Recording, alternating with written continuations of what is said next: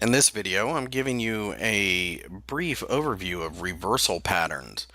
And a reversal pattern is normally an amalgamation of several candlesticks, at least two, that show signs of potential reversals. And a reversal, of course, is a change of the trend. So, for example, you can have what is known as an engulfing candle. And when you look at this candle here, you can see that we have seen some bullish pressure in the British pound, and then had an extreme range and a negative connotation to it, and then broke down below that extreme range in order to continue to go lower. And that is definitely a reversal from this move previously.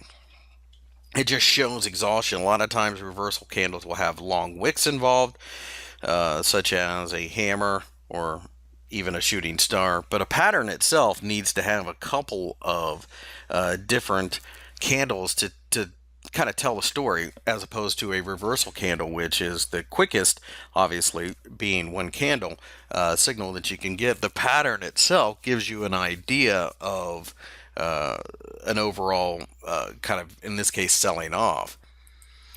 Another example of a reversal pattern can be over the course of a long period of time. This is the weekly chart. You can see that several times we hit the 130 level. We ended up forming a couple shooting stars. That was two in a row, and that definitely tells weakness. And then, as you can see, a couple weeks later, we had broken down below what had been an ascending triangle. So that's a failed bullish pattern with a couple of reversal candles and several attempts. Obviously, a brick wall at 130. So that began a long decline in the value of the dollar against the Canadian dollar. And then we ended up coming right back to that area again, and that's currently where we find ourselves. So you can see that that is pretty powerful.